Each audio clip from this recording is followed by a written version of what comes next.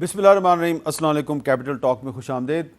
آپ جانتے ہیں اس وقت پاکستان کو بہت سے چیلنجز کا سامنا ہے۔ کچھ چیلنجز اندرونی ہیں، کچھ بیرونی ہیں، اور ہر چیلنج کا تعلق جو ہے وہ ہم نے سیاست کے ساتھ جوڑ دیا، اور آج کل تو ہم زیادہ تر صرف سیاست ہی کو ڈسکس کرتے ہیں، لیکن آپ جانتے ہیں کہ سیاست کا بھی ایک تعلق جو ہے وہ معیشت کے ساتھ ہے، اکانومی کے ساتھ ہے۔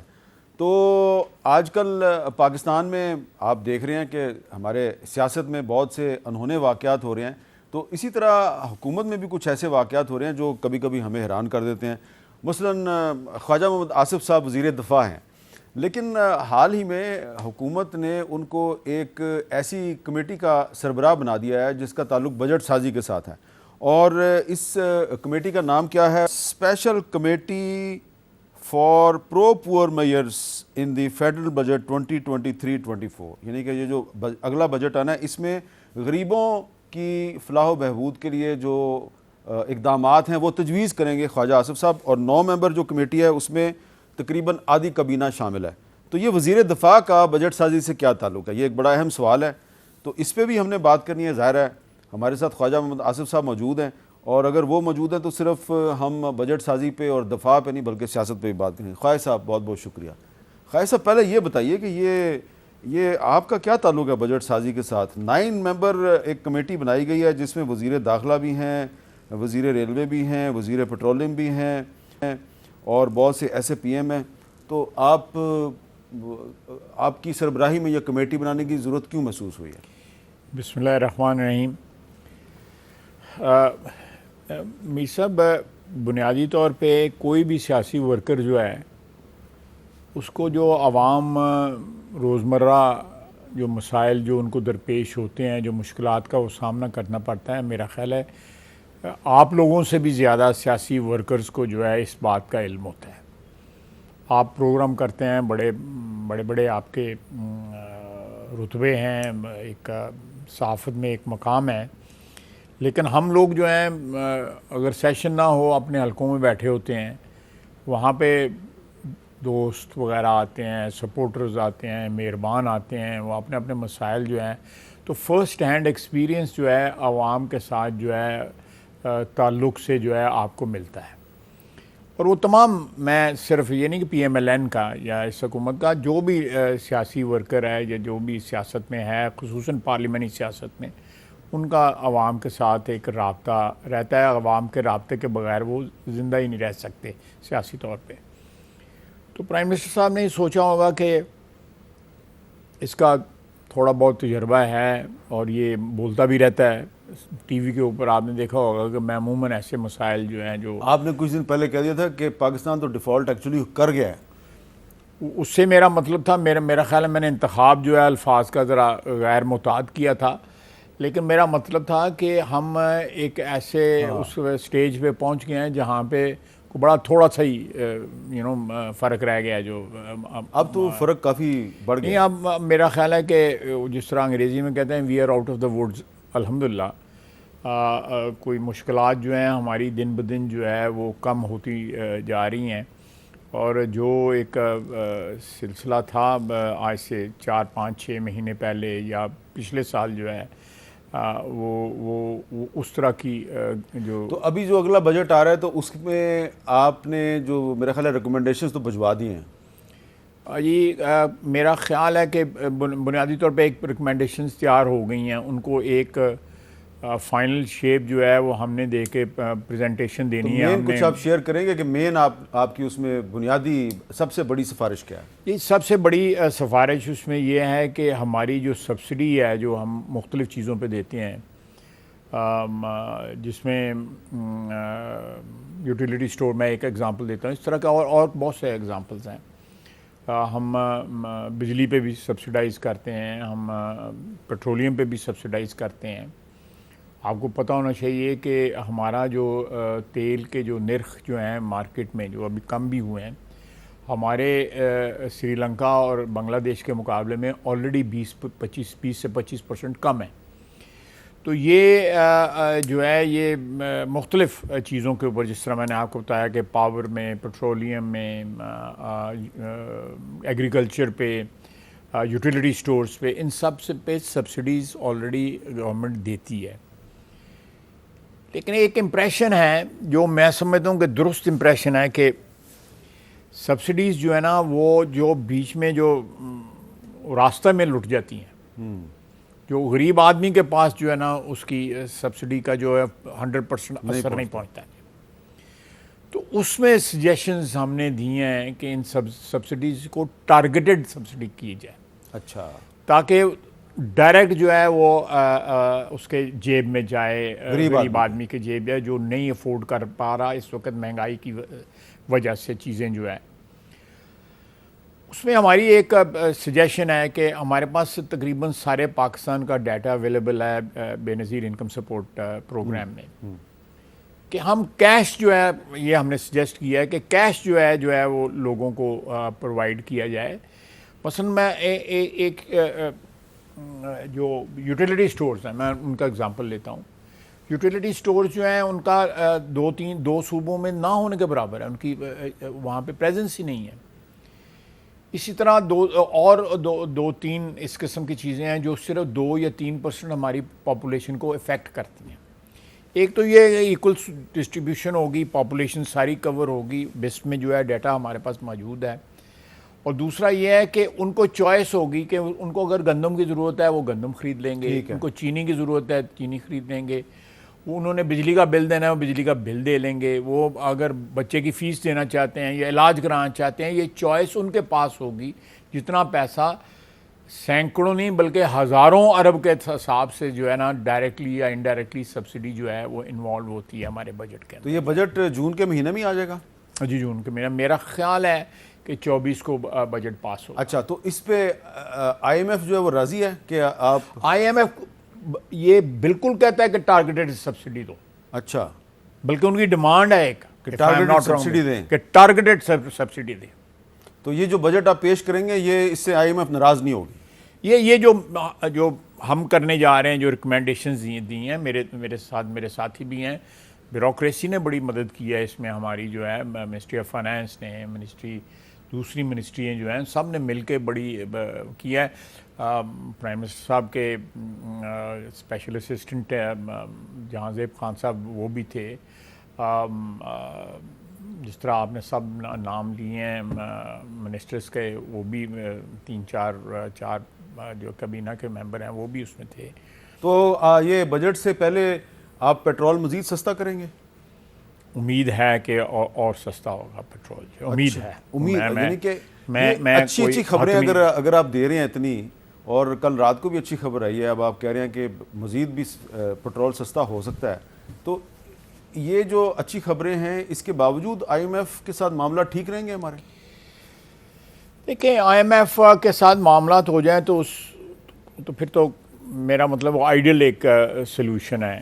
لیکن اگر آئی ایم ایف جو ہے وہ اس کو ایک سیاسی لیوریج کے طور پہ استعمال کرنا شروع کرے، یا جو انٹرنیشنل جو ایجنڈا ہے اس کو پرسو کرنے کے لیے پاکستان کی اس میں کے ریفرنس سے، تو وہ میرا خیال ہے کہ زیادتی ہے. تو یہ آپ کو لگ رہا ہے کہیں پہ کہ پاکستان کے خلاف کہیں سے کوئی انٹرنیشنل ایجنڈا جو ہے اس پہ بھی؟ دیکھیں امیر صاحب، کوئی اتنی لمبی چوڑی رقم ہمیں آئی ایم ایف سے نہیں ملنی. ہم ان کے لیکن پروگرام کے ساتھ وابستہ رہنا چاہتے ہیں.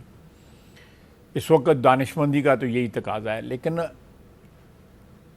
جب وہ ہماری جو سوورنٹی ہے یا ہماری خود مختاری پہ انکروچ کرنا شروع کر دیں گے، اور یہ مانیٹری فنڈ کی جگہ کوئی اور فنڈ نام دے لیں ان کو، وہ رول ادا کرنا شروع کر دیں گے کہ آپ پہلے سعودی عربیہ سے پیسے لیں، یو اے ای سے پیسے لیں، چائنا سے پیسے لیں، آپ پہلے یہ کریں. اب وہ ہمارے یہاں پہ جو سیاست ہے اس کے متعلق بھی ڈکٹیشن انہوں نے دینی شروع کر دیا. آپ نے پڑھ لیا ہوگا، وہ کہہ رہے ہیں کہ آئین پہ عمل درآمد کریں.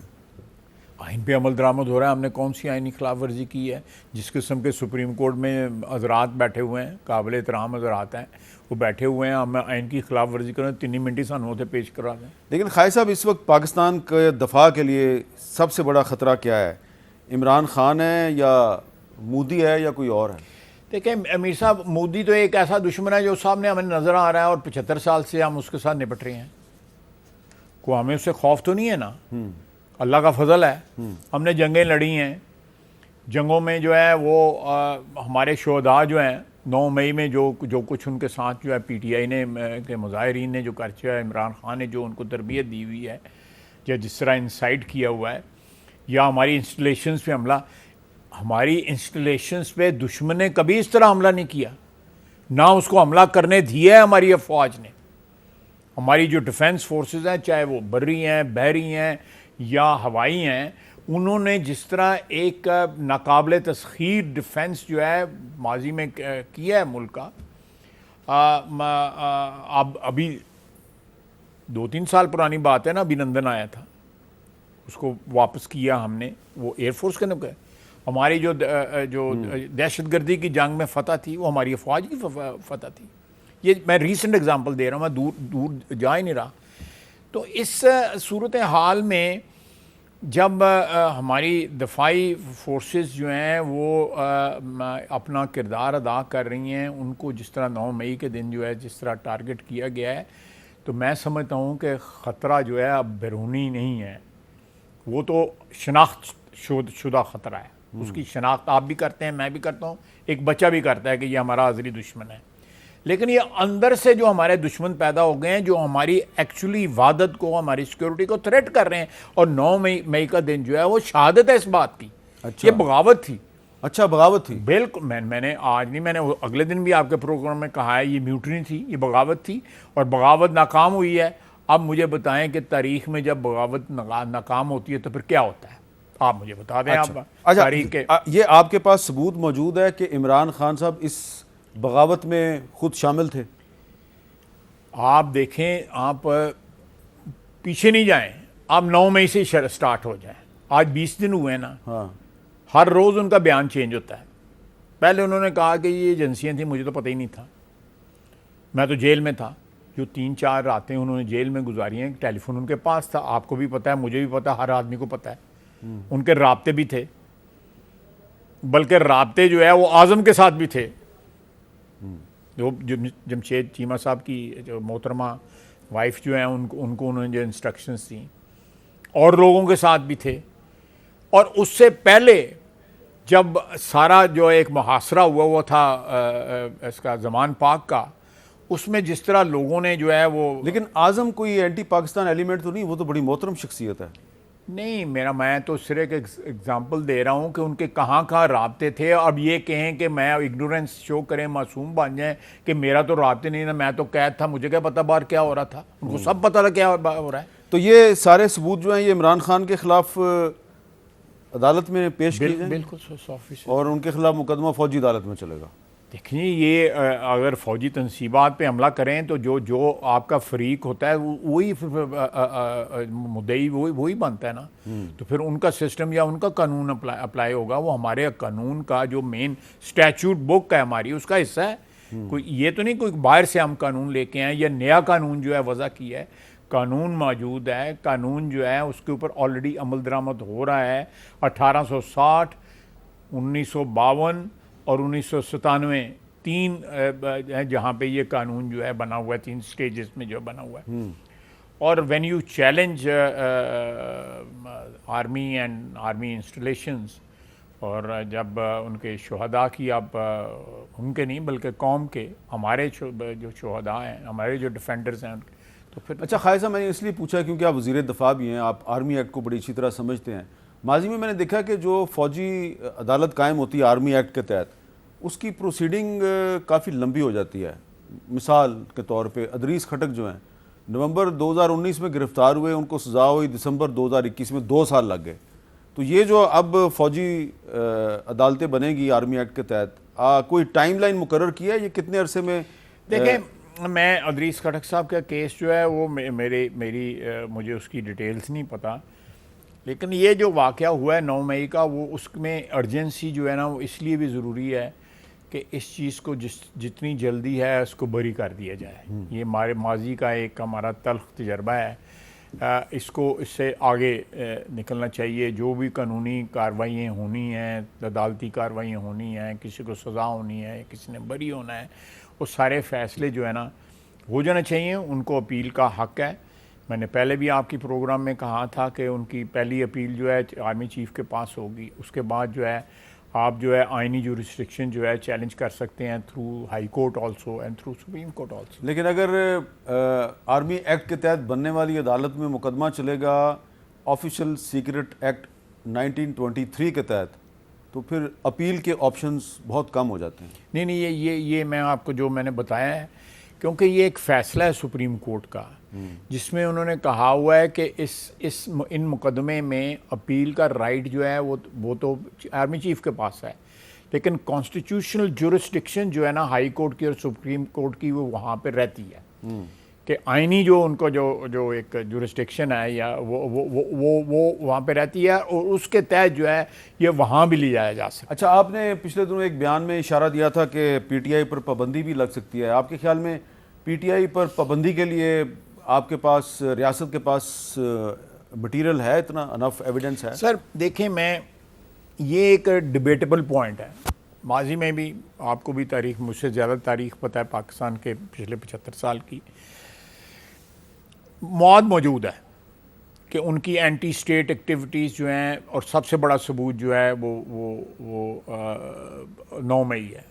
جس طرح میں نے کہا میوٹنی ہوئی ہے، انسرکشن ہوئی ہے. آپ دیکھیں ٹرمپ کے سپورٹرز نے جو کہا تھا، ان کے جس طرح ان کے ساتھ قانونی کیا سلوک ہوا ہے نا وہاں پہ. آپ دیکھیں ایک دہشت گردی کی جنگ تھی، اس میں اسپیشل لا اپلائی ہوئے نا. یہاں سے جو لوگ اٹھائے جاتے تھے باگرام جاتے تھے نا، ابو غریب میں تو جیل خانہ تھا نا، کوانٹانامو بھی جیل خانہ تھا. یہ تمام تر جو ہیومن رائٹس ہیں، جو بھی انسانی حقوق ہیں، ان کی خلاف ورزی تھی، لیکن ہوتی رہی. اس کے اوپر اس لیے نہ انگلی اٹھی کہ وہ ایک سپر بار کر رہی تھی اور ہم جو تھے وہ بندے بیچ رہے تھے ان کو جو ہے.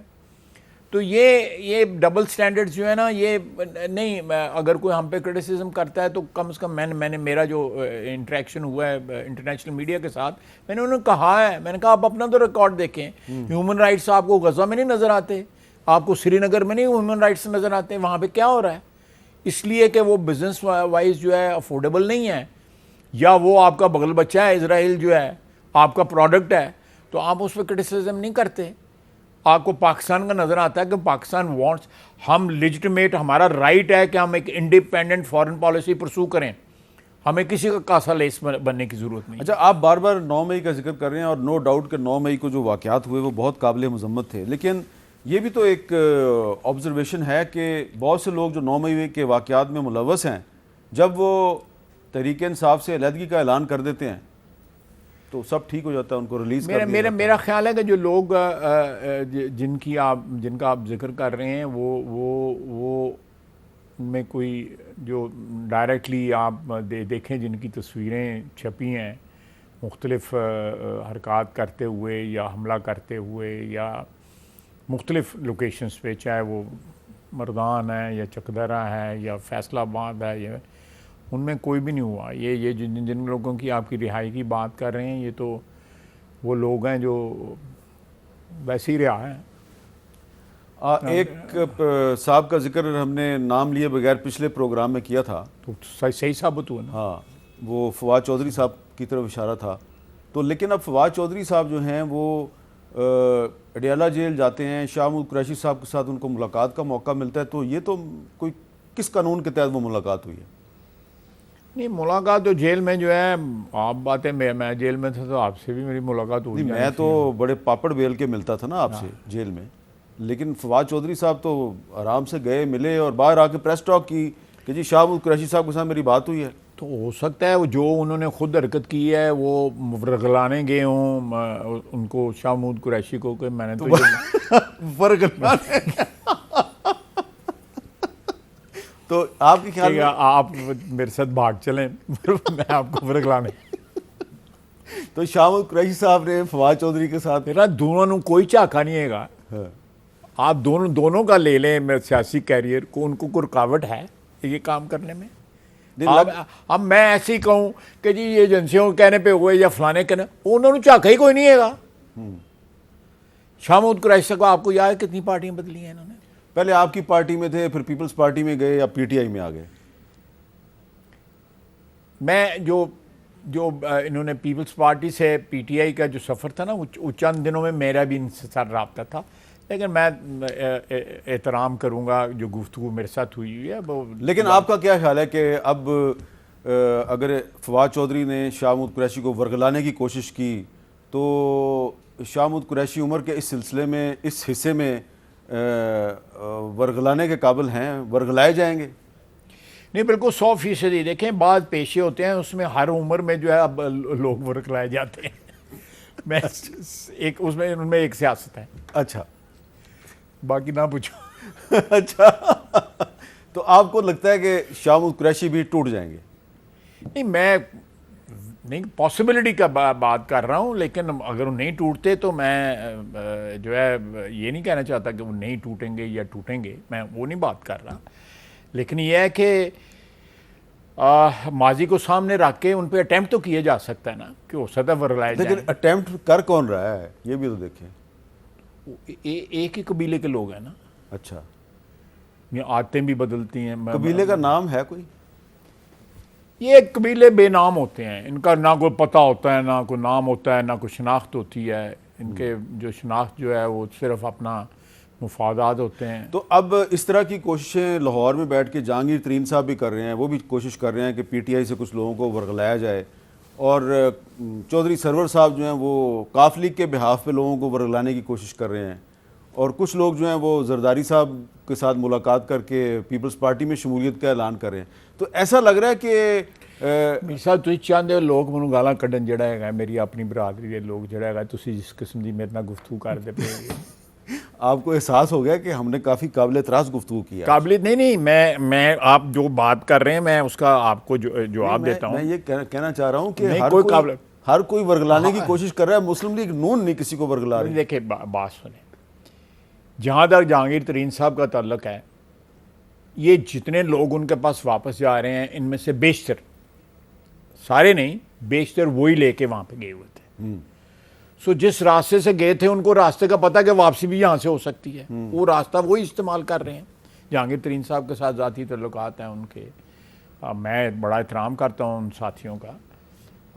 میں ایسے کوئی خدا نخواستہ کوئی ان کا گستاخی نہیں کرنا چاہتا، لیکن وہ جہانگیر ترین صاحب کے کہنے کے اوپر پی ٹی آئی انہیں جوائن کی تھی، وہ ریفرنس جو ہے ختم ہو گیا.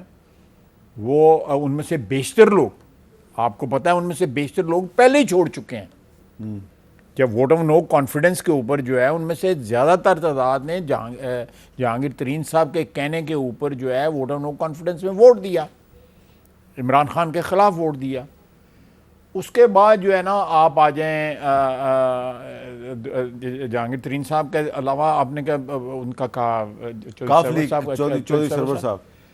سر میں چودھری سرور صاحب کی کوششوں پہ کیا کمنٹ کروں، لیکن چودھری شجاعت صاحب کا ایک اپنا انفلوئنس ہے، ان کا اپنا قد کاٹ ہے. لوگ جو ہیں ان کی ذات سے یا ان کے حسن سلوک سے جو ہے لوگوں ان کا بڑا لحاظ. ایسا نہیں لگ رہا کہ جیسے ہی عمران خان جو ہے اس کو کسی عدالت سے سزا ہوگی وہ آپ کے راستے سے ہٹے گا، پھر یہ سارے جو حکمران اتحاد میں شامل لوگ ہیں یہ پھر آپس میں لڑنا شروع ہو جائیں گے؟ میر صاحب آپ تو ایک امکان کی بات کر رہے ہیں، لیکن میری یہ خواہش جو ہے کہ یہ جو اس وقت 12-13 پارٹیوں کی حکومت ہے، یہ الیکشن کے بعد اللہ تعالیٰ ان پہ مہربانی کرے تو ان کو نیشنل یونٹی کی حکومت بنانی چاہیے. اچھا، تاکہ آئندہ 5 سال جو الیکشن بھی مل کے لڑیں. الیکشن مل کے لڑیں، یہ آپ کی ذاتی رائے ہے؟ نہیں، میری ذاتی رائے ہے. اچھا، میری ذاتی رائے. میر صاحب آپ کو پاکستان کی تاریخ میں اس قسم کا اتحاد کبھی نہیں ملے گا جس میں بلوچستان کی چھوٹی سے چھوٹی پارٹی، پاکستان کی چھوٹی سے چھوٹی پارٹی جو ہے، نیشنلسٹ پارٹیز بھی شامل ہیں، جو سارے ملک میں جو پارٹیز ہیں وہ بھی شامل ہیں. تو یہ میرا خیال ہے کہ سیاستدانوں کو تھوڑا سا اس وقت حالات کی نزاکت اور ملک کے مفادات کا خیال کرتے ہوئے اپنے مفادات یا اپنے سیاسی جو ہے مقاصد جو ہے ان کو پیچھے رکھ کے ملک کو اس دلدل سے نکالنا چاہیے، اور اس کے لیے یہی ایک سلوشن. جی یہاں پہ ایک وقفہ لیتے ہیں اور وقفے کے بعد خواجہ محمد آصف صاحب سے ہماری گفتگو جاری رہے گی.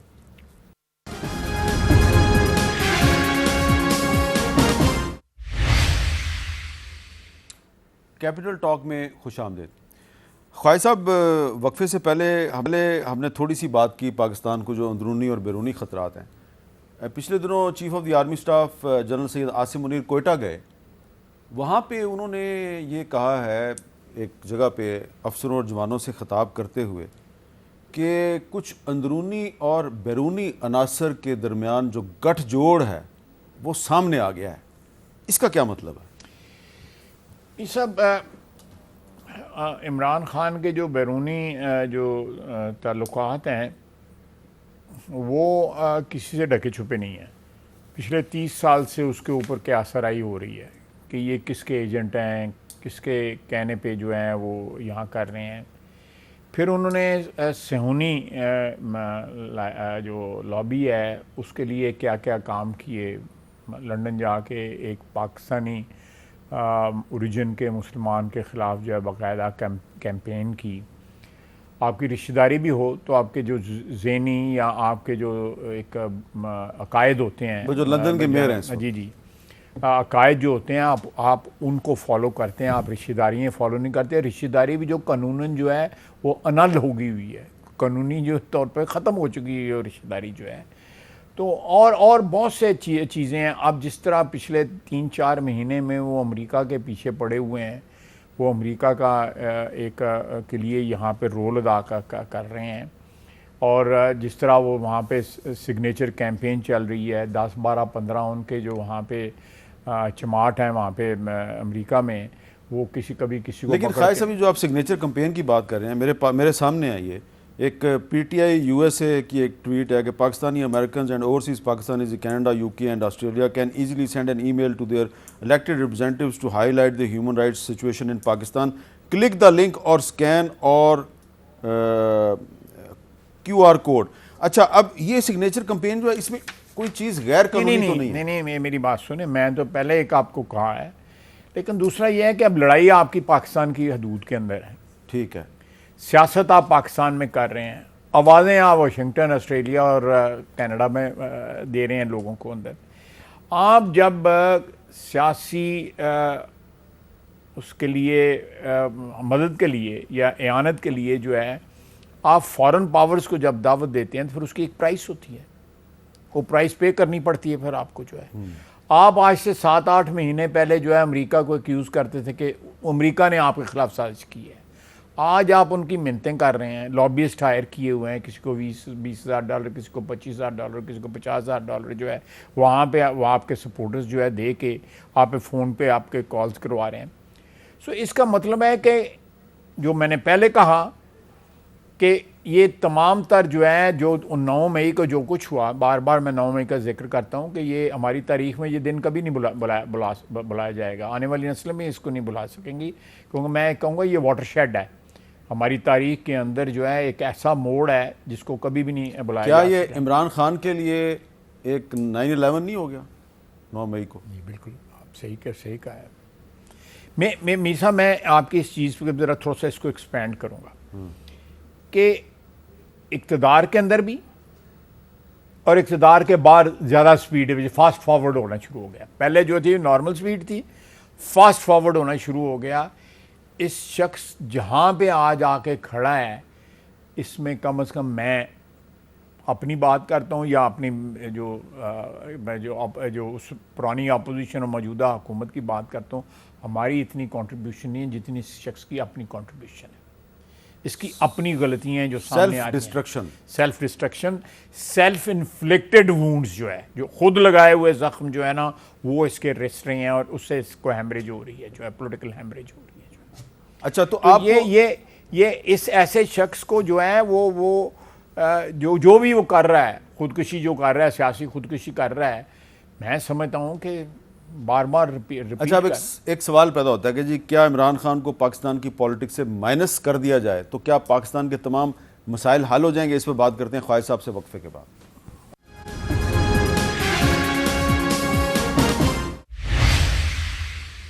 کیپٹل ٹاک میں دوبارہ خوش آمدید. خواجہ صاحب, بڑا سیدھا سا سوال ہے, عمران خان کو پاکستان کی سیاست سے مائنس کر دیا جاتا ہے یا وہ خود ہی ہو جاتے ہیں؟ آپ کہہ رہے ہیں ان کی اپنی غلطیاں ہیں, وہ مائنس ہو جاتے ہیں. کیا ہمارے سارے مسائل حل ہو جائیں گے؟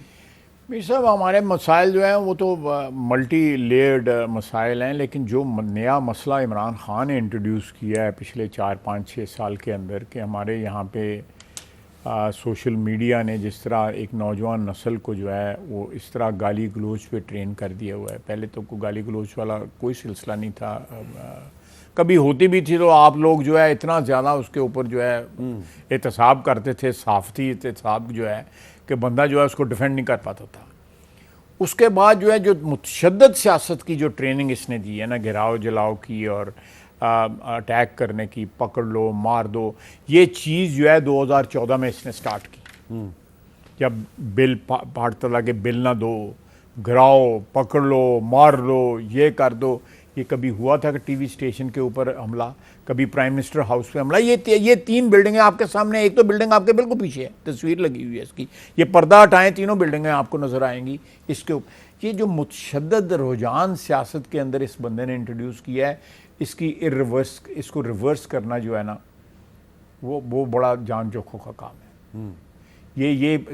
میں نے ایک سیاسی گھرانے میں میں نے پرورش پائی ہے. میرے والد سیاست میں ساری عمر رہے. ہمارا تو کبھی الیکشن گزر جاتا تھا, الیکشن میں ایک گالی گلوچ بھی ہوتی تھی, ایک دوسرے کے ساتھ جھگڑے بھی ہوتے, الیکشن گزر جاتا, بیک ٹو نارمل زندگی ہوتی. یہاں تو جو ہے بیٹی جو ہے وہ باپ سے 1 سال ہو گیا 1.5 سال ہو گیا بات نہیں کرتی, اس لیے کہ باپ جو ہے وہ عمران خان کو برا سمجھتا ہے, اور بیٹی جو ہے وہ صدقے قربان ہے میں عمران خان کے اوپر جو ہے. تو یہ پہلے کبھی نہیں ہوا تھا. میرے والد مسلم لیگ میں تھے, ویسٹ پاکستان اسمبلی میں لیڈر آف اپوزیشن تھے. 1967 میں بھٹو صاحب نے لانچ کی پارٹی. میں ان کو ایک دفعہ نہیں کئی دفعہ نہیں, میرا وہ 6-7 مرتبہ 10 دفعہ ہو سکتا ہے ملا ہوں.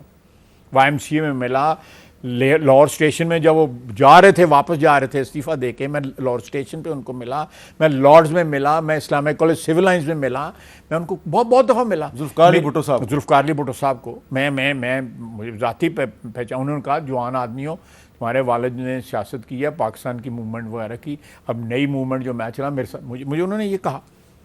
میرے والد نے کبھی اعتراض نہیں کیا, بلکہ شورش کشمیری نے اپنے اس میں لکھا کہ بڑے بڑے جو ہے مسلم لیگی اور بڑے بڑے تحریک پاکستان کے لوگوں کی جو ہے وہ اب سوشلسٹ ہوتے جا رہے ہیں, اب یہ ہوتے جا رہے ہیں, فلان ہو جائیں.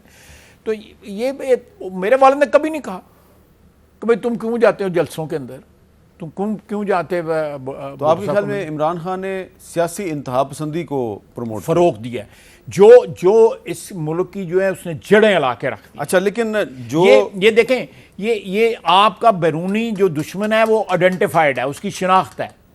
یہ جو اندر سے ہمارا دشمن پیدا ہوا ہے, اس کی شناخت جو ہے ابھی بھی لوگ نہیں کر پا رہے کہ, اور یہ سب سے اس دشمن سے کئی گنا زیادہ ڈینجرس ہے. عمران خان مودی سے زیادہ خطرناک ہے. بالکل زیادہ شناخت نہیں ہو پا رہی نا لوگوں کو, اصلیت نہیں اس کی پتہ لگ رہی. وہ ہماری صفوں میں موجود ہے. جو دشمن آپ کی صفوں میں موجود ہوگا وہ زیادہ ڈینجرس ہوگا, یا جو سامنے آپ کے کھڑا ہے اس کو آپ کو بھی پتہ وہ تمہارا دشمن ہے, اس کو بھی پتہ کہ آپ اس کو. اچھا, لیکن یہ ایک اور جو انتہا پسندی ہے کہ حکومت اور جوڈیشری کے درمیان بہت زیادہ کشیدگی نظر آ رہی ہے. تو یہ کشیدگی آپ کے خیال میں پاکستان کے لیے اسی ہاتھ جوڑ کے جوڈیشری کو معافی مانگنے ہیں, پہلا اپنا جھگڑا دے مکا لیں.